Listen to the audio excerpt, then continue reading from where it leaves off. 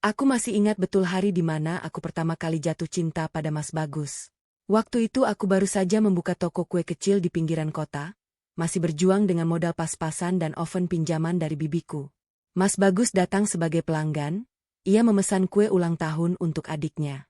Senyumnya manis, caranya bicara lembut, dan ia memujiku dengan tulus. Aku yang saat itu masih lugu dan haus akan kasih sayang, langsung terpikat. 3 bulan kemudian kami menikah.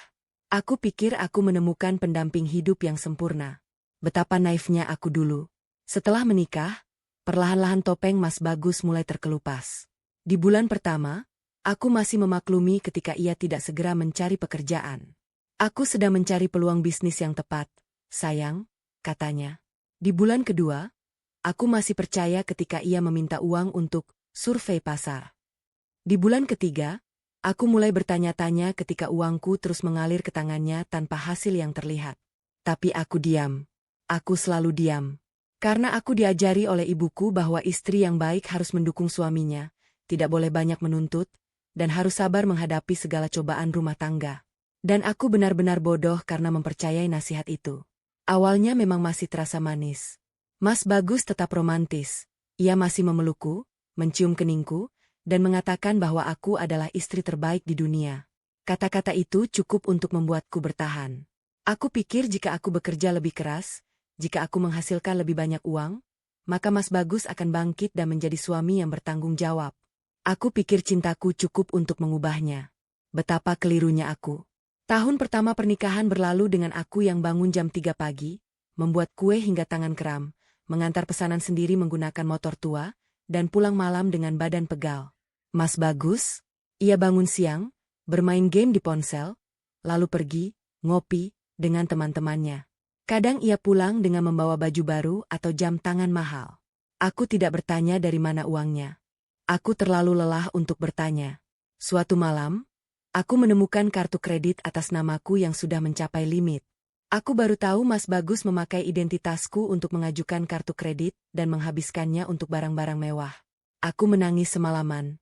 Tapi ketika Mas Bagus bangun dan melihatku menangis, ia memelukku dan berkata, "Maafkan aku, sayang. Aku akan bayar cicilannya.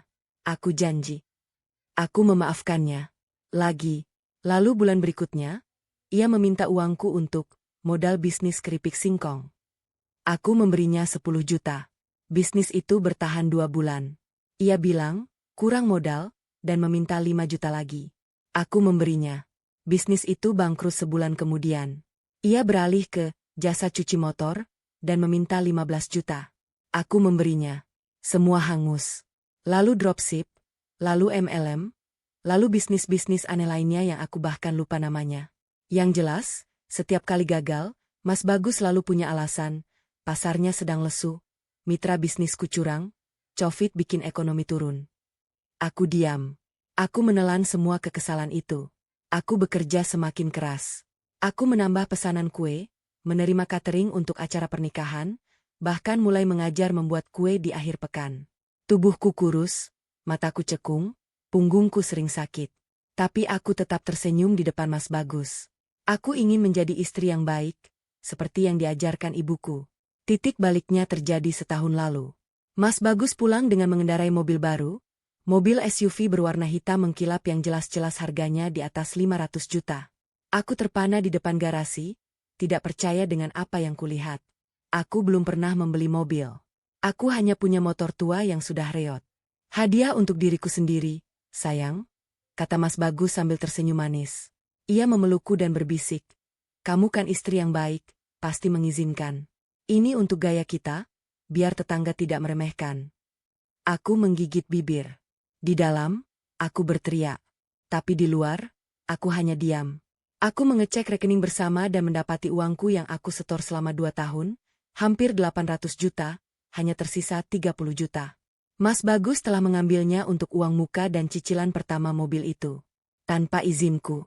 Malam itu, aku tidak bisa tidur.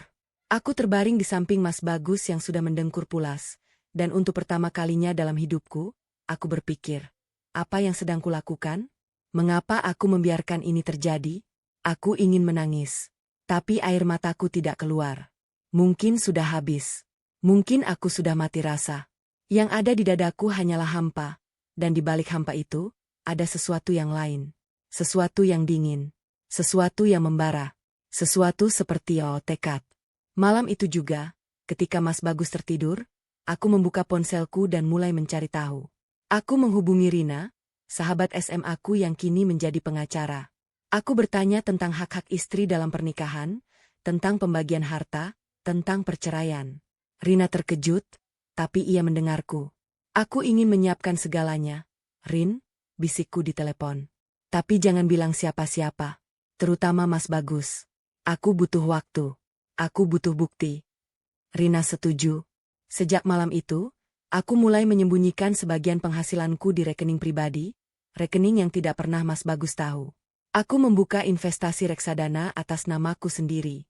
Aku juga menyimpan semua bukti, transferan uang yang aku berikan ke Mas Bagus, kwitansi pembelian barang-barang mewahnya, pesan-pesan WhatsApp yang menunjukkan sikap kasarnya, dan kemudian, yang paling menyakitkan, bukti bahwa ia memiliki hubungan dengan wanita lain di kota yang sama. Aku mengumpulkan semuanya dengan sabar. Seperti ular yang melingkar, menunggu waktu yang tepat untuk menyerang. Aku menahan sakit hatiku setiap hari, tersenyum di depan Mas Bagus, memasak makanannya, mencuci bajunya, dan tetap setia di ranjang, sementara di dalam dadaku, dendam dan kekecewaan merayap perlahan seperti racun. Kemudian pagi itu tiba. Pagi yang mengubah segalanya. Pagi ketika aku membuka garasi dan mobil itu tidak ada. Pagi ketika Mas Bagus mengangkat teleponku dan berkata dengan ceria, "Kujual, sayang. 1 miliar. Aku tidak menangis. Aku sudah tidak punya air mata lagi untuk pria itu. Aku hanya berdiri di dapur, memegang ponsel, dan dalam diam, aku berpikir, ini waktunya. Pagi itu benar-benar seperti mimpi buruk yang terbangun menjadi kenyataan. Aku terbangun pukul 2:30, seperti biasa. Langit masih gelap, burung-burung belum berkicau, dan rumah masih sunyi karena ia sedang di luar kota. Aku bergerak, memakai daster lusuh yang sudah bertahun-tahun, lalu melangkah ke dapur. Rutinitasku selalu sama, membuat kopi, memanaskan oven, mengambil adonan kue dari kulkas, lalu mulai bekerja. Aku sudah hafal setiap langkahnya. Tangan ini otomatis menguleni adonan, membentuk bulatan-bulatan kecil, menata di loyang, lalu memasukkannya ke dalam oven. Aroma mentega dan gula mulai memenuhi ruangan. Di saat seperti ini, rasanya semua masalah sedikit mereda. Membuat kue adalah pelarianku. Satu-satunya pelarian yang aku miliki. Pukul 5:30, aku selesai dengan batch pertama kue-kue untuk pesanan pagi. Aku beristirahat sejenak, menyesap kopi sambil menatap halaman belakang yang masih gelap. Lalu aku ingat, aku harus pergi ke pasar pagi untuk membeli mentega dan tepung. Stok di rumah sudah menipis. Aku mencuci tangan, berganti baju, lalu berjalan ke garasi. Dan aku berhenti. Garasi yang biasanya dihuni mobil SUV hitam itu, mobil yang dibeli Mas Bagus setahun lalu dengan uangku, kini kosong. Hanya ada bekas ban di lantai semen dan beberapa tetesan oli yang mengering. Aku berkedip, lalu berkedip lagi. Aku menatap kosong selama beberapa detik, otakku berusaha mencerna apa yang kulihat. Mungkin aku masih mengantuk. Mungkin aku salah lihat. Aku berjalan ke dalam garasi dan memutar tubuh, memeriksa setiap sudut, seolah-olah mobil itu akan muncul jika aku cukup memandang. Tapi tidak ada. Yang ada hanyalah kehampaan, kegelapan, dan rasa ngeri yang mulai merambat dari ujung kakiku hingga ke ubun-ubun. Dengan tangan gemetar, aku meraih ponselku dan menekan nomor Mas Bagus. Telepon berdering lama. Aku menahan napas. Akhirnya, suaranya terdengar, ceria, ringan, seperti tidak terjadi apa-apa. "Halo, sayang, pagi-pagi banget, masih jam segini?" "Mas?" Suaraku bergetar. Mobilnya hilang. Di garasi kosong. Ada jeda. Lalu tawa. Mas Bagus tertawa. "Oh, itu. Iya, kujual, sayang. Temanku dari Jakarta mau beli dengan harga bagus. 1 miliar. Cash.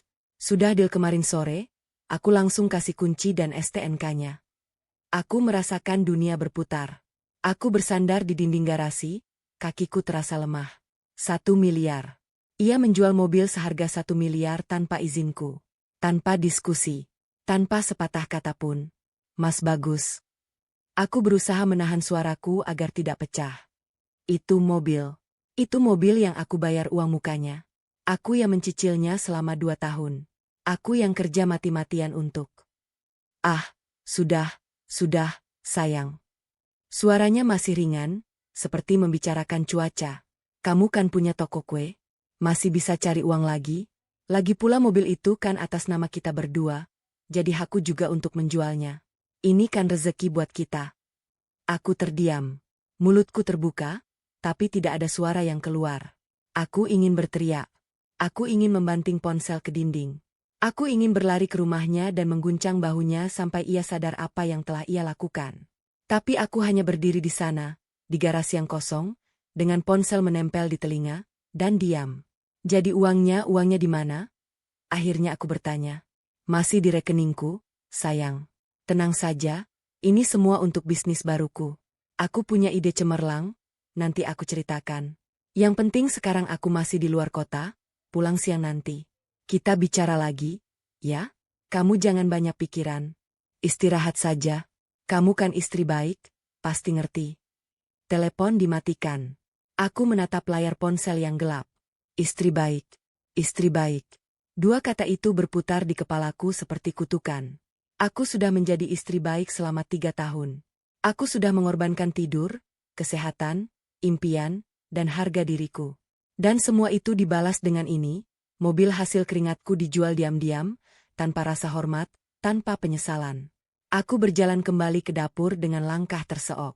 Aku duduk di lantai, bersandar pada lemari kayu, dan untuk pertama kalinya pagi itu, aku menangis. Bukan tangis histeris, bukan ratapan keras. Hanya air mata yang mengalir perlahan, membasahi pipiku, menetes ke pangkuanku. Aku menangis karena lelah, karena sakit. Karena selama 3 tahun aku memberikan segalanya dan tidak mendapatkan apa-apa selain pengkhianatan. Tapi tangisku tidak berlangsung lama. Aku mengingat sesuatu. Aku mengingat malam-malam ketika Mas Bagus pulang larut dengan bau parfum wanita asing. Aku mengingat pesan-pesan WhatsApp yang ia sembunyikan di balik kata sandi. Aku mengingat rekening bersama yang terus menyusut, sementara rekening pribadinya, yang tidak pernah ia tunjukkan padaku, mungkin semakin tebal. Aku mengingat semua bukti yang sudah kukumpulkan selama setahun terakhir. Aku mengusap air mataku dengan punggung tangan. Perlahan, aku berdiri. Aku berjalan ke kamar tidur dan membuka laci lemari yang selama ini terkunci. Di dalamnya ada map tebal berisi dokumen. Transferan uang, kwitansi, screenshot percakapan, rekaman suara, catatan harianku tentang setiap pengkhianatan yang pernah kulalui. Semua tersusun rapi, menunggu. Aku membuka ponselku dan menulis pesan ke Rina. Rin, pagi ini Mas Bagus menjual mobilku tanpa izin. 1M. Aku butuh bantuanmu sekarang. Aku mau proses perceraian. Segera. Pesan terkirim. Beberapa menit kemudian, Rina membalas dengan 3 pesan beruntun. Aku membacanya satu persatu. Senyum tipis mulai terbentuk di bibirku. Senyuman pertama pagi itu. Tapi aku belum selesai. Ada satu hal lagi yang harus aku lakukan. Aku membuka aplikasi rekening pribadiku, rekening yang tidak pernah Mas Bagus tahu.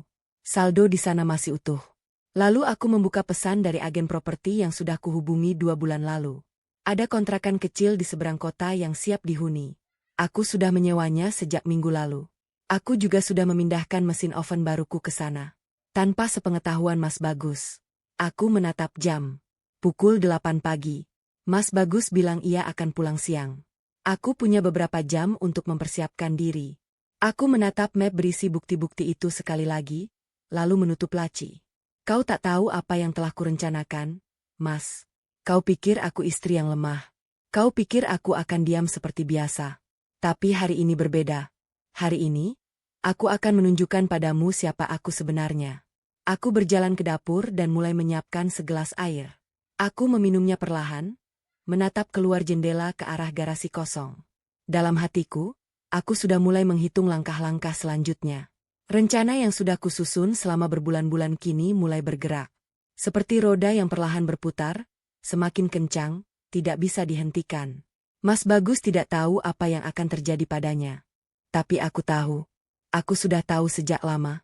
Dan sekarang, waktunya telah tiba. Jam menunjukkan pukul 11 ketika aku mendengar suara motor di depan rumah. Bukan suara mobil, karena mobil itu sudah tidak ada lagi. Aku berdiri di dapur, masih mengenakan daster lusuh yang sama sejak pagi.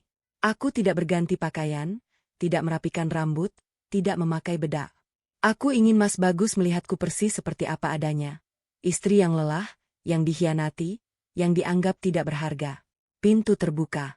Mas Bagus melangkah masuk dengan langkah ringan, hampir melompat-lompat seperti anak kecil yang baru mendapatkan mainan baru. Wajahnya berseri-seri, matanya berbinar. Ia mengenakan kemeja batik yang baru, yang jelas-jelas baru dibelinya dalam beberapa hari terakhir. Di tangannya ada amplop coklat besar, agak tebal, seperti amplop gaji karyawan kantoran. "Sayang," serunya dengan suara ceria. "Aku pulang?" Aku tidak menjawab. Aku hanya berdiri di dapur, menatapnya dengan tatapan kosong. Mas Bagus tidak memperhatikan. Ia melepas sepatunya, berjalan ke ruang tamu, lalu duduk di sofa sambil meregangkan badan. Ia menghela napas puas. Ah, perjalanan panjang. Tapi semua terbayar, sayang. Mobilnya laku 1 miliar. Temanku itu orang kaya banget, langsung transfer. Tanpa tawar-menawar. Coba bayangkan, 1 miliar. Uang sebanyak itu bisa untuk modal bisnis baruku. Kali ini pasti berhasil, aku sudah punya konsep yang matang. Aku tetap diam. Di dalam dadaku, ada sesuatu yang berdesir. Bukan amarah, tapi kejernihan. Kejernihan yang aneh, seperti ketika kamu berdiri di tepi tebing dan melihat ke bawah, dan bukannya takut, kamu malah merasa damai. Mas Bagus menatapku. Untuk pertama kalinya, ia menyadari ekspresiku. "Kamu kenapa, sayang? Kok diam saja? Masih marah soal mobil tadi?" Ia tertawa kecil, menggelengkan kepala. "Ah, sudah kubilang, ini untuk kebaikan kita semua. Kamu terlalu cengeng soal uang. Padahal uang kan bisa dicari lagi. Kamu punya toko kue, kan? Kamu bisa kerja lebih keras lagi." Kata-katanya menusuk seperti belati. Kerja lebih keras lagi. Ia mengatakan itu dengan enteng, seolah-olah aku tidak sudah bekerja seperti kuda selama 3 tahun. Seolah-olah tubuhku yang kurus, punggungku yang sakit, dan mataku yang cekung adalah hal yang biasa. Mas Bagus berdiri dan berjalan ke arahku. Ia tersenyum lebar, lalu mengulurkan amplop coklat itu ke arahku. "Ini, sayang, aku bawakan oleh-oleh untukmu." Aku menatap amplop itu. Perlahan, aku meraihnya dan membuka. Di dalamnya, ada uang kertas. 5 lembar 100 ribuan. Total, 500 ribu rupiah. Aku mengangkat kepalaku, menatap Mas Bagus dengan tatapan tania. Ia tersenyum, seolah sedang memberikan hadiah ulang tahun yang luar biasa. "Itu untukmu, sayang. Kamu kan selalu mengeluh capek setiap hari. Nggak pernah libur, nggak pernah istirahat. Nah, dengan uang ini, kamu bisa berhenti dari semua kerjaan itu. Belilah gerobak sampah. Jadi pemulung. Kamu bisa keliling kampung sambil menarik gerobak, mengumpulkan barang-barang bekas. Tidak perlu mikir resep kue, tidak perlu bangun jam 3 pagi, tidak perlu capek-capek. Hidupmu akan lebih santai. Lagi pula, kamu bisa tinggal di pinggiran jalan. Bisa ngumpulin kardus dan botol bekas. Tenang, kan?" Aku merasakan seluruh tubuhku membeku. Dari ujung rambut sampai ujung kaki, aku membeku. Aku tidak percaya yang kudengar. Mas Bagus, suamiku, pria yang pernah berjanji di depan penghulu untuk melindungi dan menghormatiku, sedang mengatakan bahwa aku layak menjadi pemulung. Bahwa aku layak tinggal di pinggiran jalan. Bahwa semua kerja kerasku selama 3 tahun tidak berarti apa-apa. Ia tertawa. Tertawa terbahak-bahak. Seolah-olah itu lelucon terbaik di dunia. Ia menepuk pundakku dan berkata, "Canda, sayang, kamu kan tahu aku suka bercanda. Tapi serius, uang itu buat kamu. Beli apa saja yang kamu suka. Atau kalau kamu mau, kamu bisa ikut bisnis baruku. Aku butuh orang yang bisa diandalkan." Aku menatap uang di tanganku. 500 ribu. Jumlah yang sama dengan yang pernah aku berikan padanya untuk modal bisnis keripik singkong yang bangkrut dalam 2 minggu. Jumlah yang sama dengan 1/10 dari uang yang aku habiskan untuk membayar cicilan mobil itu selama 2 tahun. Tapi kali ini, aku tidak menangis. Aku mengangkat kepalaku dan menatap mata Mas Bagus. Mataku tidak lagi lemah. Tidak lagi penuh air mata. Yang ada hanya kepastian. "Baik, Mas," kataku dengan suara datar. "Aku pergi." Mas Bagus mengerjapkan mata. "Pergi? Pergi kemana?" Pergi dari rumah ini. Seperti yang kau katakan. Aku akan pergi. Ia tertawa lagi. Ah, kamu ini. Cemburu? Marah? Nanti juga balik. Kamu tidak punya tempat lain, Putri. Kamu tidak punya siapa-siapa. Keluargamu di kampung jauh, sahabat-sahabatmu sibuk dengan hidupnya sendiri. Kamu hanya punya aku. Jadi ya, sebaiknya kamu bersikap baik-baik, jangan banyak tingkah. Aku berjalan ke kamar tidur. Aku membuka lemari dan mengambil dompet kecilku. Hanya dompet kecil. Tidak ada koper, tidak ada tas besar, tidak ada pakaian. Di dompet itu, hanya ada KTP, kartu ATM rekening pribadiku, dan ponsel. Aku berjalan kembali ke ruang tamu. Mas Bagus masih duduk di sofa, memasang ekspresi percaya diri. Ia menganggap ini hanya drama, hanya amukan istri yang akan reda dalam sejam. Tapi aku melangkah melewatinya. Aku berjalan ke pintu depan dan membukanya. Di ambang pintu, aku berbalik. Aku menatap Mas Bagus yang mulai terlihat sedikit bingung. Kamu benar, Mas, kataku perlahan. Aku tidak punya siapa-siapa. Tapi aku punya sesuatu yang tidak kamu ketahui. Mas Bagus menatapku. Untuk pertama kalinya pagi itu, senyumnya sedikit memudar. Apa maksudmu, Putri? Aku tidak menjawab. Aku hanya tersenyum. Senyuman yang tidak ia kenali. Senyuman yang membuat bulu kuduknya mungkin merinding. Aku berjalan keluar dan menutup pintu di belakangku. Di balik pintu, aku mendengar Mas Bagus bersiul lagi. Mungkin untuk meyakinkan dirinya sendiri bahwa semuanya baik-baik saja. Mungkin untuk mengusir kegelisahan yang mulai merayap di hatinya. Aku melangkah menyusuri jalan. Rumah itu semakin kecil di belakangku. Aku tidak menoleh. Aku tidak menangis. Aku hanya berjalan, melangkah menuju masa depan yang sudah kurencanakan sejak lama. Di saku celanaku, uang 500.000 itu masih tergenggam. Aku tidak membuangnya. Aku akan menyimpannya. Sebagai pengingat. Sebagai bukti. Sebagai senjata di hari persidangan nanti. Mas Bagus pikir aku pergi dengan tangan hampa. Ia pikir aku akan kelaparan di jalan. Ia pikir aku akan kembali merangkak rumahnya. Ia tidak tahu apa yang telah kurencanakan. Tapi ia akan segera mengetahuinya. Terminal bus kota itu ramai seperti biasanya. Orang-orang berlalu lalang dengan tas dan koper, supir-supir bus berteriak menawarkan tujuan, pedagang asongan menjajakan gorengan dan minuman kemasan. Aku duduk di bangku plastik di sudut terminal, di tempat yang agak sepi, di bawah naungan atap yang bocor. Air hujan kemarin masih menetes dari sela-sela genteng, membasahi lantai semen yang retak. Aku menggenggam dompet kecilku erat-erat. Di dalamnya ada kartu ATM, KTP, dan uang 500.000 pemberian Mas Bagus, yang masih aku simpan sebagai bukti penghinaan. Aku tidak membawa apapun selain itu. Tidak ada baju ganti, tidak ada makanan, tidak ada air minum. Hanya dompet dan ponsel. Aku menatap ponselku. Layarnya masih gelap. Aku belum siap membukanya.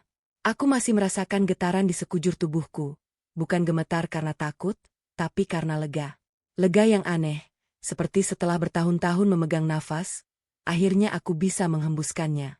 Aku menarik napas dalam-dalam. Udara terminal yang berbau asap kendaraan dan minyak goreng memenuhi paru-paruku. Tapi aku tidak peduli. Aku bebas. Aku akhirnya bebas dari rumah itu, dari Mas Bagus, dari semua kebohongan dan pengkhianatan. Dengan tangan masih sedikit gemetar, aku membuka ponselku. Aku membuka aplikasi bank, bukan rekening bersama yang terus dikuras Mas Bagus, tapi rekening pribadiku. Rekening yang aku buat diam-diam setahun lalu, yang tidak pernah Mas Bagus ketahui keberadaannya. Layar ponsel menyala. Aku memasukkan PIN dengan jari yang kini sudah stabil. Lalu, saldo muncul di hadapanku. 847 juta rupiah. Aku menatap angka itu. 847 juta rupiah. Uang yang aku kumpulkan setitik demi setitik. Dari keringat dan air mata, dari pagi-pagi buta dan malam-malam larut, dari tangan yang pegal dan punggung yang sakit. Uang dari bisnis catering yang aku jalani sebelum menikah, yang tetap aku jalani secara rahasia selama 3 tahun pernikahan. Uang dari warisan ibuku yang meninggal 2 tahun lalu, yang Mas Bagus pikir hanya 50 juta. Uang dari investasi reksadana yang aku kelola sendiri tanpa sepengetahuannya. Tapi bukan itu yang membuatku tersenyum. Aku keluar dari aplikasi bank dan membuka WhatsApp. Ada beberapa pesan masuk, tapi yang paling penting adalah dari Rina. 3 pesan, Persis seperti yang aku lihat pagi ini, tapi aku ingin membacanya lagi. Pesan pertama, Put, dokumen perceraian sudah siap. Tinggal kamu tanda tangani. Aku sudah siapkan semua berkasnya lengkap dengan surat gugatan dan tuntutan hak asuh anak. Kita bisa ajukan minggu depan. Pesan kedua, aku juga sudah siapkan laporan keuanganmu yang menunjukkan kontribusi 100% selama pernikahan. Aku hitung semua pemasukan dari toko kue, catering, dan semua usahamu. Mas Bagus tidak punya bukti kontribusi apapun. Pengadilan akan berpihak padamu. Pesan ketiga, oh iya, temanku di kepolisian bilang laporannya sudah diterima. Penjualan mobil tanpa izin istri dengan nilai di atas 500 juta bisa masuk pidana penggelapan? Loh. Tapi terserah kamu mau pakai itu atau tidak. Aku tunggu kabarmu, sayang. Aku tersenyum. Senyuman pertama hari ini yang benar-benar tulus. Rina adalah sahabat sejati. Ia tidak pernah meninggalkanku. Bahkan ketika aku menghilang dari pergaulan karena sibuk bekerja dan menangisi rumah tanggaku. Ia selalu ada, selalu siap membantu. Tapi senyumku segera berubah menjadi tekad. Masih ada yang harus kulakukan. Aku membuka aplikasi pesan lainnya. Ada percakapan dengan Bu Is, agen properti yang kuhubungi 2 bulan lalu. Aku membuka chat terakhir. Bu Putri, kontrakan di Jalan Manggis nomor 12 sudah siap huni. Kunci sudah saya titipkan di tetangga sebelah, Ibu Siti. Utilitas air dan listrik sudah aktif. Sewa 3 bulan di muka sudah lunas. Silakan ditempati kapan saja. Aku membalas, terima kasih banyak, Bu Is. Saya akan ke sana hari ini. Lalu aku membuka aplikasi lain. Ada pesan dari pemasok tepung dan mentega yang sudah menjadi langgananku selama bertahun-tahun. Mereka sudah tahu bahwa aku akan memindahkan toko kue ke lokasi baru. Mereka sudah siap mengirim bahan-bahan ke kontrakan. Aku juga membuka pesan dari 2 karyawanku, Mbak Yuli dan Mas Anton, yang setia bekerja di tokoku sejak awal. Aku sudah memberitahu mereka tentang rencanaku. Mereka mendukungku sepenuhnya. Bahkan Mbak Yuli menawarkan diri untuk membantu membersihkan kontrakan sebelum aku datang. Semua sudah siap. Aku kembali ke percakapan dengan Rina. Aku mengetik pesan panjang. Rin, aku sudah keluar dari rumah. Mas Bagus menjual mobilku hari ini dan memberi aku 500.000, menyuruhku jadi pemulung. Aku sudah pergi. Aku akan ke kontrakan baru di Jalan Manggis. Aku siap tanda tangan dokumen. Aku siap bawa semua ini ke pengadilan. Aku siap mengakhiri semuanya. Pesan terkirim. Beberapa detik kemudian, Rina membalas. Aku bangga padamu, Put. Akhirnya kamu sadar. Aku akan ke kontrakanmu besok pagi dengan semua dokumen. Istirahat dulu, ya? Kamu pasti lelah. Kamu sudah sangat kuat selama ini. Sekarang saatnya kamu bahagia. Aku menatap pesan itu lama. Kamu sudah sangat kuat. Apakah aku benar-benar kuat? Atau aku hanya terlalu lama bertahan karena takut? Aku tidak tahu. Yang aku tahu, aku tidak akan kembali ke rumah itu. Aku tidak akan kembali ke Mas Bagus. Aku berdiri dari bangku terminal. Di tanganku, masih ada amplop berisi 500.000. Aku membukanya dan melihat uang itu sekali lagi. Uang yang dihina. Uang yang dilemparkan seperti sampah. Uang yang seharusnya membuatku marah, tapi sekarang hanya membuatku tersenyum. Aku akan menyimpan uang ini. Bukan untuk digunakan, tapi sebagai bukti di pengadilan. Sebagai saksi bahwa Mas Bagus tidak pernah menghargaiku. Sebagai senjata untuk menjatuhkannya. Aku melangkah keluar dari terminal. Di depan, ada angkutan kota yang akan membawaku ke Jalan Manggis. Aku naik dan duduk di kursi dekat jendela. Angin sore menerpa wajahku, rambutku berkibar. Aku menatap pemandangan kota yang mulai gelap diterpa senja.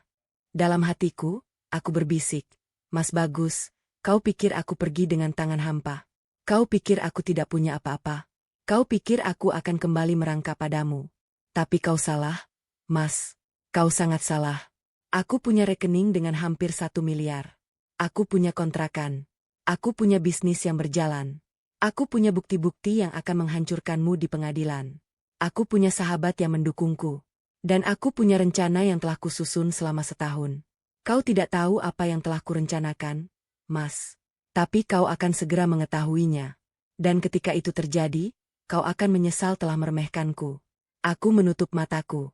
Angkutan kota melaju, membawaku meninggalkan terminal, meninggalkan rumah lama, meninggalkan segala pengkhianatan. Di depanku, ada masa depan yang baru. Masa depan yang aku bangun sendiri. Tanpa Mas Bagus. Kontrakan di Jalan Manggis nomor 12 ternyata lebih nyaman dari yang aku bayangkan.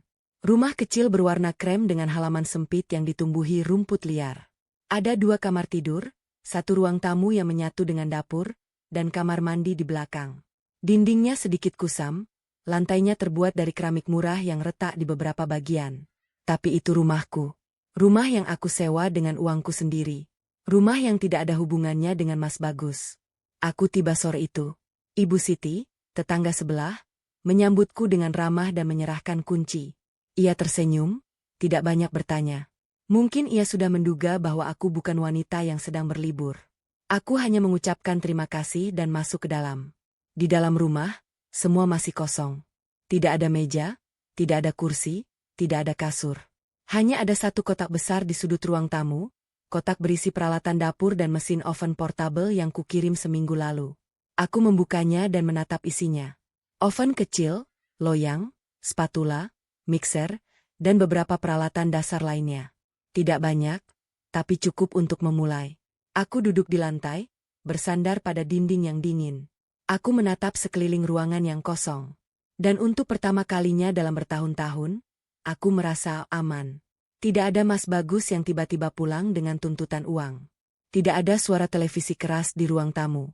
Tidak ada bau parfum wanita asing yang menempel di bajunya. Tidak ada pertengkaran, tidak ada kebohongan, tidak ada pengkhianatan. Hanya keheningan.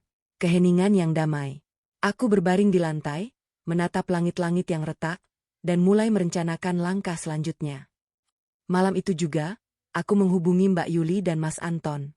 Aku minta mereka datang ke kontrakan keesokan pagi. Aku juga menghubungi pemasok tepung dan mentega untuk mengirimkan stok pertama ke alamat baru. Aku mengatur jadwal produksi, menentukan menu kue yang akan dijual, dan membuat daftar perlengkapan yang masih kurang. Aku bekerja sampai larut malam, duduk di lantai dengan ponsel dan buku catatan kecil. Tidak ada meja, tidak ada kursi, tapi aku tidak peduli. Aku sudah terbiasa bekerja dalam kondisi apapun. Pukul 10 malam, aku baru menyadari bahwa aku belum makan sejak pagi. Perutku keroncongan. Aku melihat ke dapur kosong. Tidak ada makanan, tidak ada air minum. Aku berjalan ke warung di ujung jalan dan membeli nasi bungkus seharga Rp12.000. Aku makan di teras kontrakan, menatap jalanan yang sepi, dan merasakan nasi itu sebagai makanan ternak yang pernah aku santap. Aku tertawa sendiri. Lihatlah dirimu, Putri. Dulu kamu punya rumah besar, mobil mewah, dan suami yang dianggap orang baik. Sekarang kamu makan nasi bungkus di teras kontrakan, tidur di lantai tanpa kasur, dan tidak punya siapa-siapa. Tapi kenapa kamu merasa lebih bahagia dari sebelumnya? Karena aku bebas. Keesokan paginya, Mbak Yuli dan Mas Anton datang tepat waktu. Mereka terkejut melihat kontrakan yang masih kosong, tapi mereka tidak mengeluh. Mereka langsung membantu membersihkan rumah, mengatur peralatan dapur, dan mulai menyiapkan adonan pertama. Bu Putri, kata Mbak Yuli sambil mengulen adonan, kami semua di toko lama pada sedih waktu dengar Bu Putri pergi. Tapi kami juga senang. Bu Putri sudah terlalu lama menderita sama suami. Sekarang saatnya Bu Putri hidup tenang. Aku tersenyum. Terima kasih, Yul. Aku tidak akan bisa melakukan ini tanpa kalian. Ah, Bu Putri ini, Mas Anton menyela sambil menata loyang. Kami yang berhutang budi sama Bu Putri. Dulu waktu saya nganggur, Bu Putri yang nerima saya kerja. Saya nggak bakal lupa itu. Kami bekerja bersama sepanjang pagi. Oven mulai memanas, aroma mentega dan gula mulai memenuhi ruangan. Toko kue kecil di kontrakan itu mulai hidup lagi. Pesanan pertama masuk, hanya 3 loyang kue bolu untuk acara arisan tetangga. Tapi itu cukup. Itu awal dari semuanya. Sore harinya, Rina datang. Ia membawa koper besar berisi dokumen-dokumen. Kami duduk di lantai ruang tamu, masih belum ada kursi, dan membuka semua berkas satu persatu. Ini surat gugatan cerai, kata Rina sambil menunjuk tumpukan kertas. Ini daftar harta bersama yang harus dibagi. Ini laporan keuangan yang menunjukkan kontribusimu. Ini bukti-bukti transferan ke rekening Mas Bagus. Ini kwitansi pembelian mobil yang ternyata atas namamu.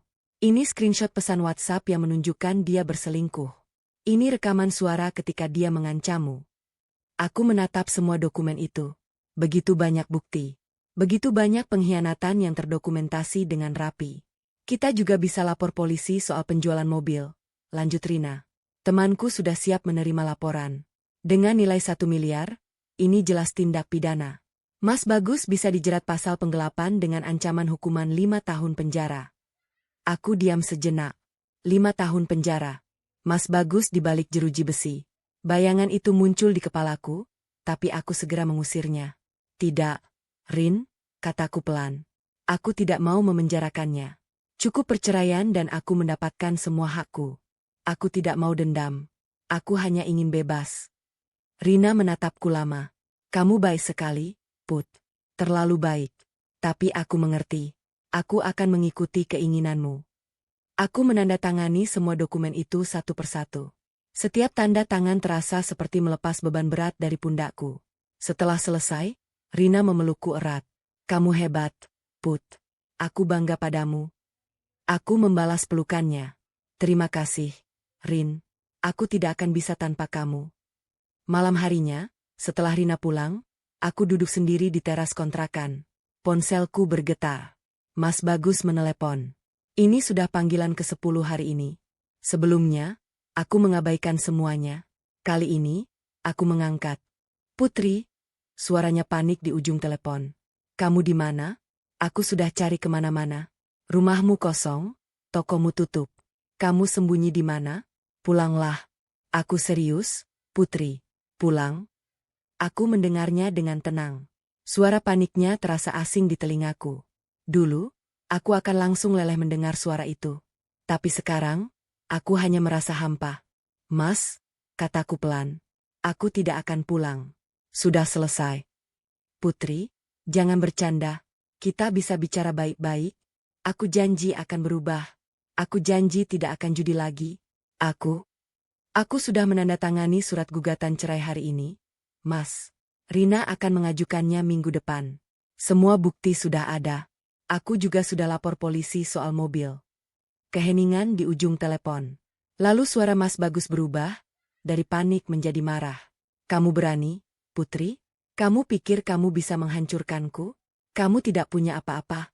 Kamu istri yang tidak berguna. Aku menutup telepon. Aku tidak perlu mendengar lebih banyak. Kata-katanya tidak lagi menyakitiku. Mereka hanya mengonfirmasi apa yang sudah aku ketahui. Mas Bagus tidak pernah berubah. Dan aku tidak pernah salah mengambil keputusan. Aku menatap langit malam yang bertabur bintang. Di tanganku, ponsel masih bergetar, Mas Bagus masih menelepon.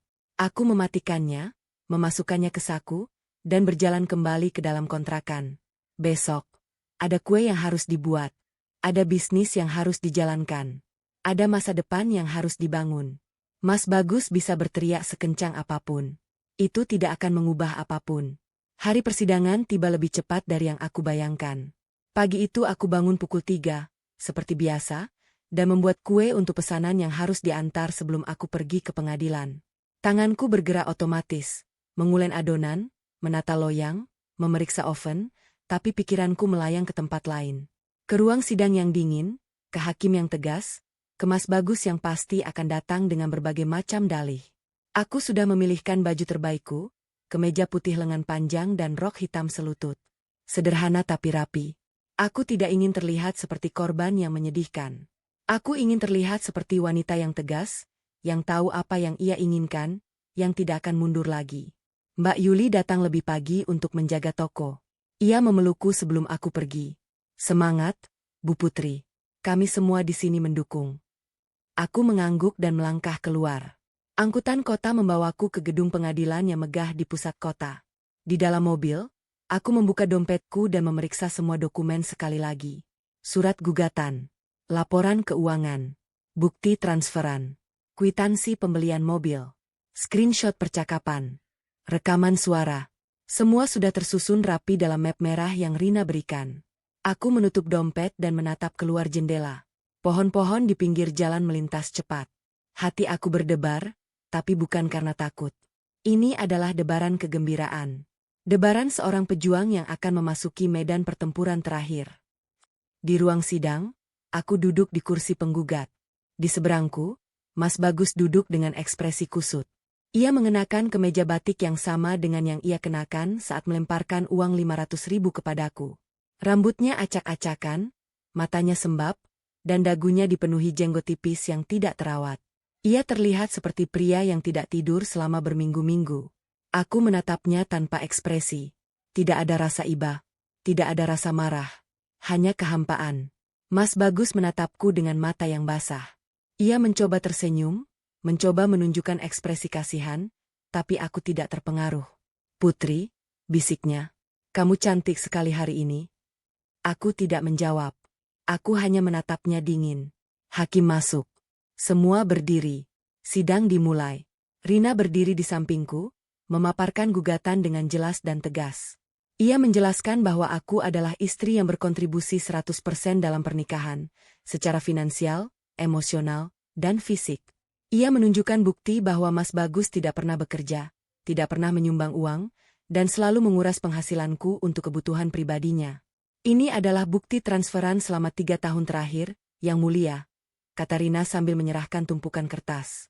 Total uang yang telah digelapkan oleh tergugat dari penggugat mencapai lebih dari 1,5 miliar rupiah. Uang tersebut digunakan untuk judi online, pembelian barang mewah, dan perselingkuhan. Mas Bagus tergagap. Itu tidak benar. Aku juga bekerja. Aku punya bisnis." "Bisnis apa, Mas Bagus?" potong Rina dengan tajam. "Bisnis keripik singkong yang bangkrut dalam 2 minggu?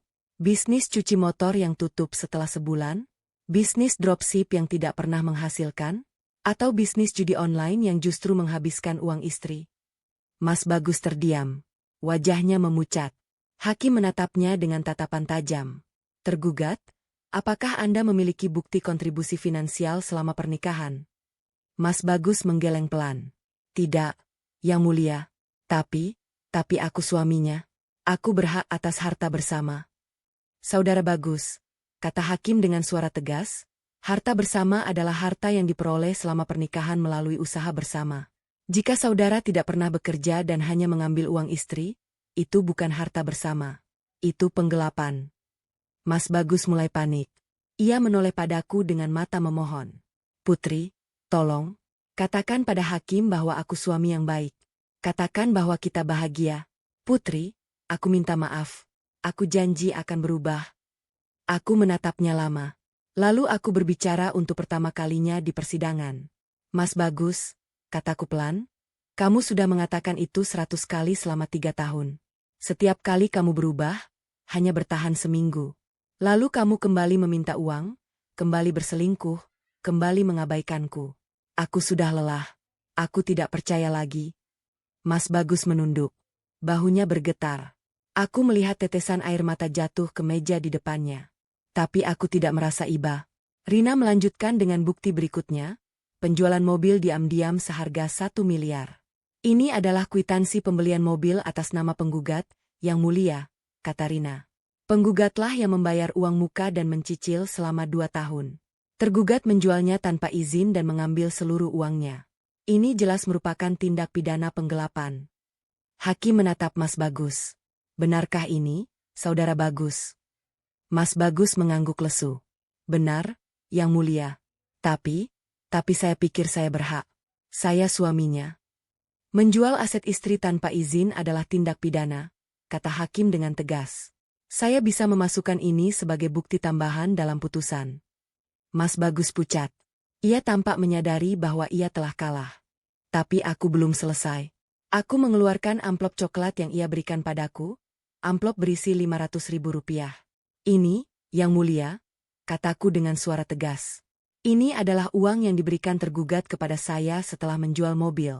Ia mengatakan, 'Belilah gerobak sampah dan tinggal di pinggiran jalan.' Saya ingin ini menjadi bukti bahwa tergugat tidak pernah menghargai saya sebagai istri. Bahwa ia menganggap saya sampah." Ruangan hening. Mas Bagus menunduk semakin dalam. Air matanya semakin deras. Hakim menghela napas. "Saudara Bagus, Anda benar-benar memperlakukan istri Anda seperti itu?" Mas Bagus tidak menjawab. Hanya isak tangis yang terdengar. Rina berdiri dan menambahkan satu lagi. "Yang Mulia, kami juga memiliki bukti perselingkuhan tergugat dengan 3 wanita berbeda selama masa pernikahan. Ini adalah screenshot percakapan WhatsApp dan bukti transferan uang kepada para wanita tersebut. Sidang berlanjut dengan pembacaan bukti demi bukti. Setiap dokumen yang dipaparkan Rina membuat Mas Bagus semakin tenggelam. Aku melihatnya hancur di kursinya. Pria yang dulu begitu percaya diri, begitu sombong, kini hanya seperti daun kering yang tertiup angin. Dan aku duduk tegak. Tidak menangis, tidak tersenyum. Aku hanya menunggu putusan yang sudah aku tahu akan berpihak padaku. Setelah hampir 4 jam, hakim akhirnya menjatuhkan putusan. Pengadilan memutuskan, gugatan perceraian dikabulkan. Harta bersama, rumah, toko, dan seluruh aset lain atas nama penggugat, sepenuhnya menjadi hak penggugat. Tergugat diwajibkan mengembalikan uang hasil penjualan mobil sebesar 1 miliar rupiah kepada penggugat. Hak asuh anak sepenuhnya diberikan kepada penggugat. Tergugat juga dikenakan denda dan biaya perkara. Mas Bagus jatuh ke kursinya. Aku mendengar ia menangis. Tangis yang histeris, tangis keputusasaan. Aku berdiri. Aku berjalan keluar ruang sidang dengan kepala tegak. Rina menyusulku dan memelukku erat. Kamu menang, Put. Akhirnya kamu menang. Aku menatap langit di luar gedung pengadilan. Sinar matahari menyilaukan mataku. Tapi aku tidak menutupnya. Aku membiarkan sinar itu masuk, memenuhi seluruh tubuhku, menghangatkan tulang-tulangku yang kedinginan selama bertahun-tahun. Di belakangku, aku mendengar suara Mas Bagus berteriak-teriak, memanggil namaku. Tapi aku tidak menoleh. Aku melangkah maju, ke masa depan yang baru. Putusan pengadilan sudah keluar. Aku resmi menjadi wanita yang bebas. Tapi kebebasan itu tidak datang tanpa konsekuensi. Seminggu setelah sidang, aku masih belum bisa sepenuhnya merasakan kemenangan. Ada beban yang tersisa, bukan beban hukum, bukan beban finansial, tapi beban emosional. Bekas luka yang tidak terlihat, tapi terasa setiap kali aku mengingat masa lalu. Aku kembali ke kontrakan di Jalan Manggis setelah sidang. Mbak Yuli dan Mas Anton sudah menyiapkan kue-kue untuk pesanan besok. Aroma mentega dan gula menyambutku seperti pelukan hangat. Aku duduk di kursi kayu yang baru aku beli seminggu lalu. Kursi sederhana, murah, tapi milikku sendiri. Aku menang, Yul, kataku pelan. Mbak Yuli tersenyum. Aku tahu, Bu Putri pasti menang. Tidak ada yang bisa mengalahkan kebenaran. Aku mengangguk, tapi di dalam hati, ada kegalauan. Putusan itu memang mengembalikan semua hakku. Rumah, toko, hak asuh anak, dan uang 1 miliar dari penjualan mobil.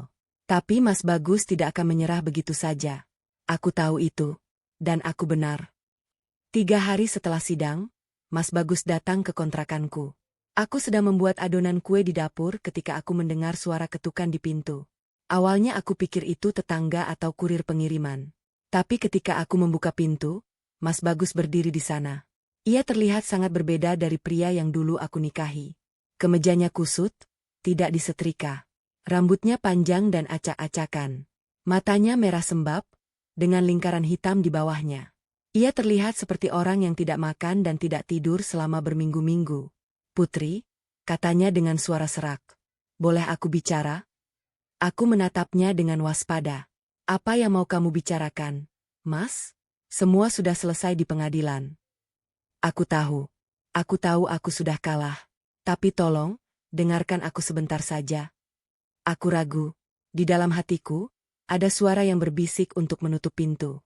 Tapi ada juga suara lain yang mengatakan untuk mendengarnya. Bukan karena aku masih peduli, tapi karena aku ingin melihat sejauh mana penyesalannya. Masuklah, kataku akhirnya. Tapi jangan lama. Mas Bagus melangkah masuk. Ia menatap sekeliling kontrakan yang sederhana. Dapur kecil dengan peralatan seadanya, ruang tamu dengan hanya 2 kursi dan meja lipat, kamar tidur yang terlihat dari balik pintu yang terbuka. Ia melihat semua kemiskinan itu, dan aku melihat air mata mulai menggenang di matanya. Ini tempatmu tinggal sekarang. Ya, sederhana, tapi nyaman. Putri, suaranya bergetar. Aku minta maaf. Aku benar-benar minta maaf. Aku tidak tahu bahwa aku sudah menyakitimu sebegitu parah. Aku pikir kamu bahagia. Aku pikir kamu tidak apa-apa. Aku tertawa pahit. Kamu pikir aku bahagia? Mas, selama 3 tahun aku bangun jam 3 pagi setiap hari. Aku bekerja sampai punggungku sakit. Aku menangis di belakang toko ketika pesanan gagal. Aku melihat rekening bersama terus menyusut dan aku tidak bisa berbuat apa-apa. Dan kamu pikir aku bahagia? Mas Bagus menunduk. Air matanya jatuh ke lantai. Aku bodoh, Putri. Aku benar-benar bodoh. Aku terlalu sibuk mengejar kesenanganku sendiri sampai aku tidak melihat penderitaanmu. Aku minta maaf. Aku janji akan berubah. Aku janji. Sudah, Mas. Aku memotongnya. Kamu sudah mengatakan itu berkali-kali. Aku tidak percaya lagi. Aku serius kali ini. Aku sudah kehilangan segalanya. Rumah, uang, kamu aku kehilangan semuanya. Aku sadar sekarang bahwa kamu adalah segalanya bagiku. Aku tidak bisa hidup tanpamu, Putri. Aku mohon, beri aku satu kesempatan lagi. Aku menatapnya. Air matanya tulus. Setidaknya, itu yang kulihat. Tapi aku sudah terlalu sering tertipu oleh air mata Mas Bagus. Setiap kali ia menangis, aku memaafkannya. Dan setiap kali aku memaafkannya, ia mengulangi kesalahan yang sama. Mas, kataku pelan. Aku sudah tidak mencintaimu lagi. Perasaanku padamu mati setahun lalu, ketika aku pertama kali menemukan pesan-pesanmu dengan wanita lain. Aku hanya bertahan karena takut. Tapi sekarang, aku tidak takut lagi. Aku sudah bebas. Mas Bagus jatuh berlutut di depanku. Ia memegang tanganku dan menciumnya. Putri, aku mohon. Aku tidak punya siapa-siapa lagi.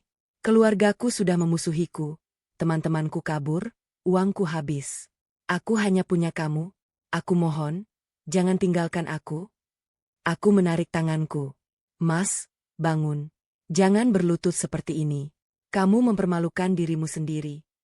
Aku tidak peduli. Aku rela dipermalukan asal kamu mau kembali. Aku rela melakukan apa saja. Aku menghela napas panjang. Aku melihat pria di depanku. Pria yang dulu sangat angkuh, sangat percaya diri, yang melemparkan uang 500.000 ke wajahku dan menyuruhku menjadi pemulung. Kini ia berlutut di depanku, menangis seperti anak kecil. Seharusnya aku merasa puas. Seharusnya aku merasa menang. Tapi yang aku rasakan hanyalah hampa. Mas, kataku akhirnya, aku tidak akan kembali padamu. Bukan karena aku membencimu, tapi karena aku sudah tidak punya perasaan apapun untukmu. Cintaku sudah mati, dan tidak ada yang bisa menghidupkannya kembali. Mas Bagus terdiam. Air matanya berhenti mengalir. Ia menatapku dengan mata yang kosong. Tapi, bisiknya, tapi aku masih mencintaimu, Putri.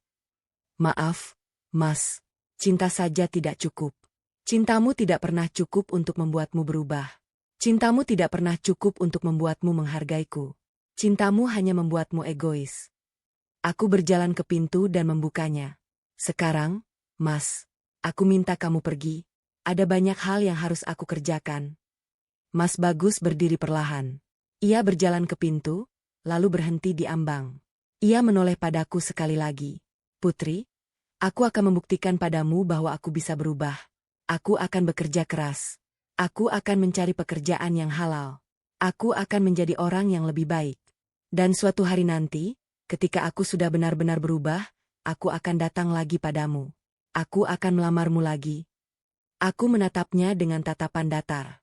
Lakukan itu untuk dirimu sendiri, Mas. Bukan untukku.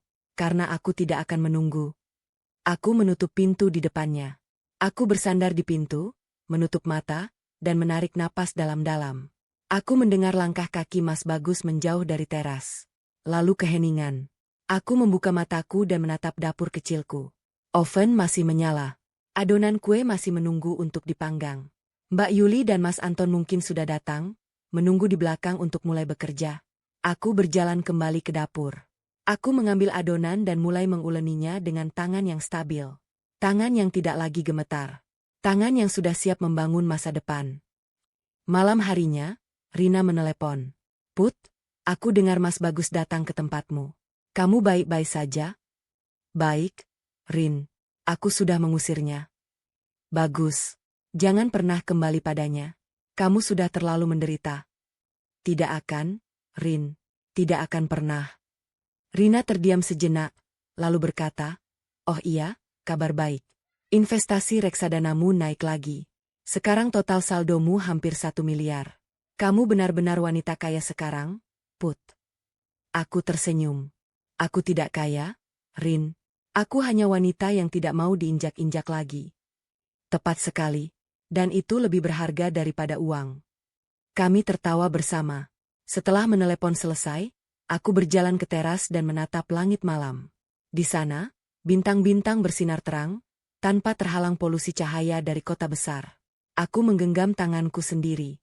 Untuk pertama kalinya dalam 3 tahun, aku merasakan kehangatan yang datang dari dalam. Kehangatan dari harga diri yang kembali. Kehangatan dari kebebasan yang nyata. Mas Bagus mungkin akan datang lagi. Mungkin ia akan berubah, mungkin tidak.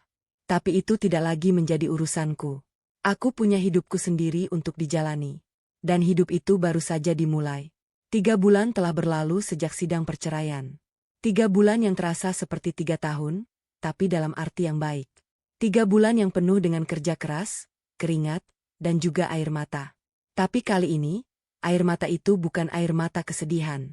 Itu air mata kebahagiaan, air mata kelegaan, air mata yang jatuh karena aku akhirnya menemukan diriku sendiri. Toko kue di kontrakan Jalan Manggis kini telah berkembang menjadi usaha yang lebih besar. Aku tidak lagi hanya menjual kue bolu sederhana untuk arisan tetangga. Sekarang aku menerima pesanan untuk pernikahan, ulang tahun, dan acara-acara besar lainnya. Namaku mulai dikenal di kalangan ibu-ibu kompleks. Mereka bilang kueku enak, harganya terjangkau, dan pelayanannya ramah. Aku membuka cabang kedua di pasar tradisional dekat rumah. Mbak Yuli menjadi kepala cabang di sana, sementara Mas Anton tetap membantuku di dapur utama. Kami berdua bekerja seperti keluarga, bukan lagi sekadar majikan dan karyawan. Mereka berdua adalah sahabat yang telah membantuku bangkit dari keterpurukan. Setiap pagi, aku masih bangun jam 3. Tapi sekarang, aku tidak merasa terbebani. Aku bangun dengan semangat, dengan senyum di bibir, dengan perasaan bahwa hari ini akan menjadi hari yang baik. Aku membuat kopi, memanaskan oven, dan mulai bekerja. Dan ketika aroma mentega dan gula mulai memenuhi ruangan, aku merasa damai. Suatu pagi, ketika aku sedang mengemas pesanan kue untuk pelanggan, ponselku berdering. Aku mengangkatnya tanpa melihat siapa yang menelepon. Halo, Bu Putri? Ini dari Bank Mandiri. Ibu terpilih sebagai nasabah berprestasi bulan ini. Kami ingin mengundang Ibu ke acara nasabah premium kami minggu depan. Apakah Ibu bersedia hadir? Aku tersenyum. Nasabah premium. Dulu, aku bahkan kesulitan membayar tagihan listrik. Sekarang bank memanggilku sebagai nasabah berprestasi. Tentu, saya akan hadir, kataku. Setelah telepon ditutup, aku melihat saldo rekeningku. Sudah melewati 1 miliar. Uang dari toko kue, dari investasi reksadana, dari warisan ibuku, dan dari hasil penjualan mobil yang dikembalikan Mas Bagus, meski dengan cara dicicil, karena ia tidak punya uang tunai. Semua terkumpul menjadi satu angka yang membuatku tersenyum. Suatu sore, ketika aku sedang pulang dari pasar, aku melihat sesuatu yang membuatku berhenti. Di pinggir jalan, di bawah pohon rindang dekat terminal, ada seorang pria yang duduk di gerobak sampah. Bukan gerobak sampah sungguhan, itu gerobak dorong biasa yang penuh dengan kardus dan botol plastik bekas. Pria itu mengenakan pakaian lusuh, dengan topi usang menutupi kepalanya. Aku hampir tidak mengenalinya. Tapi ketika pria itu mengangkat kepalanya, aku melihat wajahnya. Mas Bagus. Ia terlihat sangat berbeda dari pria yang dulu aku kenal. Tubuhnya kurus, pipinya cekung, dan matanya yang dulu begitu percaya diri, kini tampak kosong dan lelah. Ia sedang memilah-milah botol plastik dari tumpukan sampah, memasukkannya ke dalam karung besar di sampingnya. Aku berhenti di pinggir jalan. Orang-orang berlalu lalang, tidak ada yang memperhatikan pria pemulung itu. Mereka tidak tahu bahwa pria itu dulu adalah seorang yang angkuh, yang berkendara mobil mewah, dan yang menghina istrinya dengan uang 500.000. Dan aku tidak tahu harus merasa apa. Aku ingin menangis.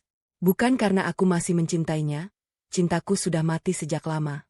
Tapi karena melihatnya seperti ini, melihat bekas suamiku yang dulu begitu sombong kini duduk di gerobak sampah, membuatku merasakan sesuatu yang aneh.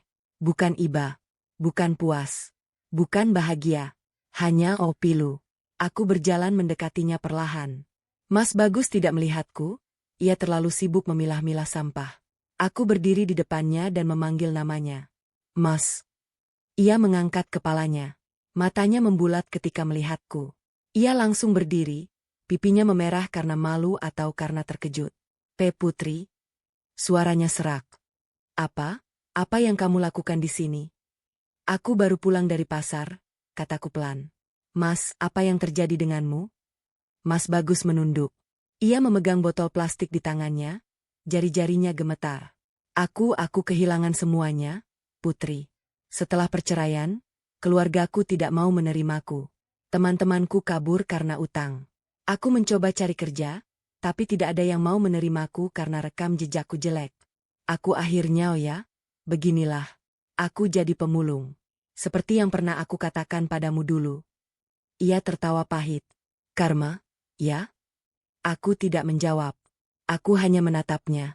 Kamu pasti senang melihatku begini, lanjutnya. Aku pantas mendapatkannya. Aku sudah menghinamu, menjual mobilmu, mengambil semua uangmu. Sekarang aku hidup di pinggir jalan, seperti yang aku katakan dulu untukmu. Ini balasan yang pantas. Aku menghela napas.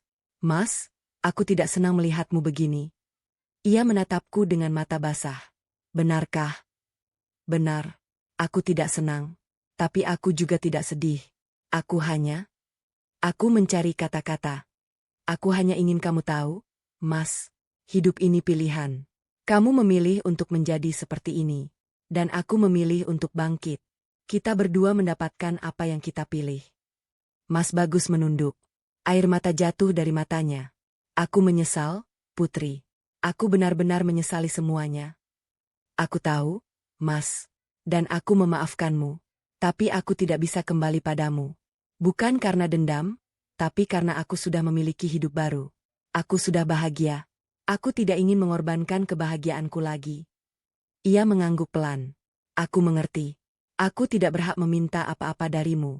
Aku hanya ingin kamu tahu bahwa aku mencintaimu. Meskipun aku tidak pernah menunjukkan itu dengan cara yang benar. Aku mencintaimu, Putri.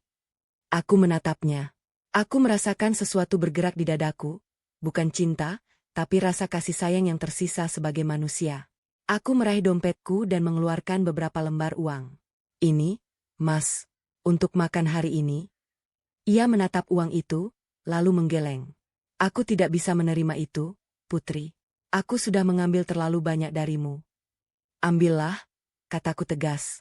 Ini bukan pemberian istri untuk suami. Ini pemberian manusia untuk manusia lain. Kita pernah berbagi hidup. Setidaknya, aku bisa membantumu hari ini. Tapi setelah ini, Mas, kamu harus berdiri di atas kakimu sendiri. Aku tidak bisa selalu ada untukmu. Mas Bagus menerima uang itu dengan tangan gemetar. Air matanya mengalir deras. Terima kasih, Putri. Aku tidak tahu harus berkata apa. Kamu terlalu baik padaku. Jauh lebih baik dari yang pantas aku terima. Aku tersenyum. Tidak apa-apa, Mas. Hidup terus berjalan. Aku berharap kamu bisa menemukan jalanmu sendiri. Bukan untukku, tapi untuk dirimu sendiri. Aku berbalik dan berjalan pergi. Di belakangku, aku mendengar Mas Bagus terisak pelan. Tapi aku tidak menoleh. Aku sudah menutup buku lama. Sekarang giliran buku baru yang harus kulis. Di dalam mobil baruku, yang kubeli dengan uangku sendiri, tanpa bantuan siapapun, aku menyalakan mesin dan menatap bayanganku di kaca spion. Aku tersenyum. Aku mengingat semua yang telah terjadi. Pengkhianatan, penghinaan, air mata, dan akhirnya, kemenangan. Tapi kemenangan yang aku rasakan bukanlah kemenangan atas Mas Bagus. Itu adalah kemenangan atas diriku sendiri, atas ketakutanku, atas keraguanku, atas semua keraguan yang membuatku bertahan dalam pernikahan yang menyakitkan selama 3 tahun. Mas Bagus pikir aku pergi dengan tangan hampa. Ia pikir aku tidak punya apa-apa. Ia pikir aku akan kembali merangkap padanya. Tapi ia tidak tahu apa yang telah kurencanakan. Aku merencanakan kebangkitan. Aku merencanakan kebebasan. Aku merencanakan masa depan yang aku bangun sendiri, tanpa laki-laki yang menguras tenaga dan uangku. Dan sekarang, semua rencana itu telah terwujud. Aku menghela napas, menginjak pedal gas, dan melaju ke toko kueku. Di sana, Mbak Yuli dan Mas Anton menungguku. Di sana, ada pesanan kue yang harus diantar. Di sana, ada anak-anakku yang akan pulang sekolah dan memelukku. Di sana, ada kebahagiaan yang aku bangun dengan tanganku sendiri. Tanpa Mas Bagus. Tanpa siapapun. Hanya aku dan mimpiku yang kini menjadi kenyataan. Aku berhenti di depan toko. Aku keluar dari mobil dan menatap papan namaku yang baru, Putri S. Cake House, terpasang dengan indah di atas pintu. Aku tersenyum. Itu adalah nama yang aku pilih sendiri. Nama yang tidak ada hubungannya dengan siapapun selain diriku. Aku membuka pintu toko. Aroma mentega dan gula menyambutku seperti biasa. Bu Putri, sambut Mbak Yuli dari belakang konter. Pesanan untuk acara pernikahan sudah siap. Dan ada pelanggan baru yang mau pesan kue ulang tahun untuk anaknya. Aku tersenyum. Bagus. Aku akan segera kerjakan. Aku berjalan ke dapur, memakai celemek, dan mulai bekerja. Tanganku bergerak dengan lincah, mengulen adonan, menata loyang, memeriksa oven. Di luar jendela, matahari sore bersinar terang. Di kejauhan, aku mendengar suara anak-anak bermain. Di dalam hatiku, ada kedamaian yang tidak bisa dibeli dengan uang apapun. Aku telah kalah dalam pernikahan, tapi aku menang dalam hidup. Dan itu cukup.